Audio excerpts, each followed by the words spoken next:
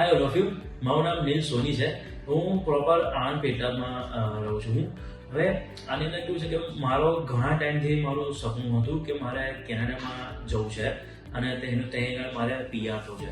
તો કેનેડા વિશે શું છે એની પ્રોસેસ બધી મેં સમજી જાણી અને તેના પછી મેં કેટલી બધી કન્સલ્ટન્સીનો મેં સહારો પણ લીધો, જે આપણે આણંદમાં બી આવેલી છે, પેટામાં બી છે, વડોદરામાં પણ છે, અમદાવાદમાં પણ છે. બધી જગ્યા પર મેં વિઝિટ કરી, એમની પ્રોસેસ શું છે એ બધી સમજી. મેં એમાંથી જે સારી કંપની હતી તે મેં ત્યાં આગળ મેં અપ્લાય કર્યું.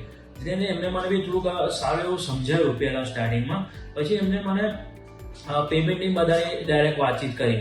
તે પછી મને થોડું મને કીધું કે ભાઈ તમે પહેલાં પેમેન્ટ બધું જમા કરાવો, આટલું પેમેન્ટ થશે, આટલો તમારો ટાઈમલાઈન લાગશે, આટલા ટાઈમને તમારું ડોક્યુમેન્ટ સબમિટેશન ને બધું થશે અને તમારું IELTS ચાલુ થશે. તે પછી તમને આગળ જે પ્રોસેસ છે એ બધું તમને કરવામાં આવશે. તે બી આપણે ચલો એમને અનુરૂપ રાખીને આપણે બધું એમને પેમેન્ટ બી જમા કરાવ્યું. પછી થોડોક ટાઈમ થયો પછી મેં ડોક્યુમેન્ટ્સ બી એમની જોડે મારી સાથે માગેલ, મેં ADM ને મેં પ્રોવાઈડ કર્યા. અને આ બધું એક જગ્યા પર થયું, બીજી જગ્યા પર સેમ પ્રોસેસ થઈ. તો આની અંદર મારો દોઢ વર્ષ જેવો મારો ટાઈમ આની અંદર બગડી ગયો. અને એક દિવસ હું બેઠા ફેસબુક ઉપર શોર્ટ વિડીયો અને જે વિડીયો છે એ હું જોતો હતો. તેની અંદર મેં વિની ઇમિગ્રેશન છે એનું મેં જોયું.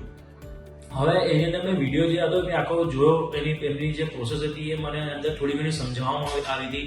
એ હું સમજ્યો, જાણ્યું. મને થોડુંક લાગ્યું કે ભાઈ ના, આ થોડુંક જેન્યુન લાગે છે, આપણે આના ઉપર થોડોક ટ્રસ્ટ કરીને આપણે આગળ વધી શકીએ છીએ. તો એની અંદર જે ફોર્મ હતું મેં ફોર્મ ફિલઅપ કર્યું, સબમિટ કર્યું. તેના બીજા દિવસે પૂજા મેડમનો મારા ઉપર કોલ આવ્યો, જેની અંદર એમને મને થોડી ઘણી મારે ડિસ્કસ કરી. એમની કંપની વિશે મને સમજાવ્યું, એમની શું પ્રોસેસ છે એ બી મને સમજાવ્યું. અને પછી મેં વિચાર્યું કે એમના પર જે વાત કરતા હતા જે રીતે, એમનો પણ મારો ટ્રસ્ટ થોડોક મારો વધ્યો કે ભાઈ ના, આ કંપની જેન્યુન છે. તો હું એમની સાથે ત્યાં એમની અમદાવાદની અંદર ઓફિસ છે, તો ત્યાં આગળ હું મેન ઓફિસે એમને મળવા ગયો હતો. હું ત્યાં આગળ તો ઓફિસમાં બેઠા, એમને મને સારું બધું એમને મને સમજાવ્યું. એમની ત્યાં કેનેડાની અંદર તમે કેવી રીતે જઈ શકો છો, તમારું ત્યાં કેવી પ્રોસેસ છે, તમને ત્યાં કેવા બેનિફિટ તમને મળશે, અને પ્લસ તમારું કેટલા ટાઈમમાં તમારું ડોક્યુમેન્ટ સબમિશન થશે, તમારું IELTS થશે, કેટલા બેન્ડ તમારે જોઈએ, એ બધું મને પ્રોપર સમજાવ્યું. આજે સમજાવ્યું તેની અંદર પૈસાની વાત તો પહેલાં આવતી જ નથી, બરાબર છે. એટલે જે ક્લિયર હતું, એમની કંપની જે રીતે કામ કરે છે એ મને મેથડ એમને પૂરી સમજાય અને સ્ટેપ બાય સ્ટેપ મને સમજાય, જેથી કરીને મારા ટ્રસ્ટ એમના ઉપર વધી ગયો. મેં ઉપર ટ્રસ્ટ કર્યો. પછી જે બી ડોક્યુમેન્ટેશન છે બધું મેં એમને સબમિટ કરાવડાવ્યું.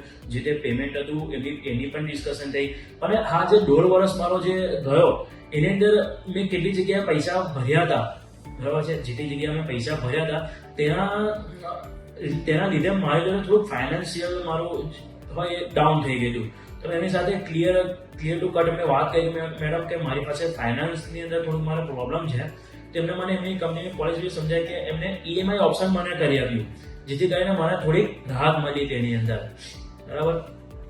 રાહત મળી. એમને પછી પ્રોસેસ બધું ચાલુ કરી. એમનું મને આપણે ડોક્યુમેન્ટ બધા મારું સબમિટ કર્યા, એમને ચેક કર્યા. જે બી સ્ટેપ બાય સ્ટેપ જે પ્રોસેસ હતી એ બધી એમને મને સમજાઈ. અને મારું IELTS મારું ચાલુ કરી દીધું. અને લગભગ એમનો જે ટાઈમ પિરિયડ હતો એ બી મને કીધું હતું કે 1.5 વર્ષની અંદર તમારી બધી પ્રોસેસ પતી જશે. તો તે જ પ્રમાણે થયું. અને 1.5 વર્ષ પત્યા પછી આજે મારું જે બી વિઝાનું કામકાજ છે એ બધું જ પતી ગયું છે. મારા કેનેડા PR અને વિઝા મારા જોડે આવી ગયા છે.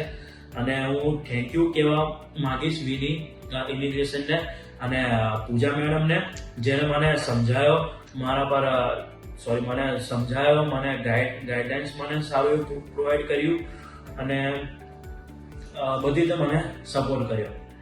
Okay, thank you very much Puja મેડમનો અને વિની ઇમિગ્રેશનનો, જેને મને સપોર્ટ કર્યો અને મારું સપનું એમના થકી પૂરું થવા જઈ રહ્યું છે.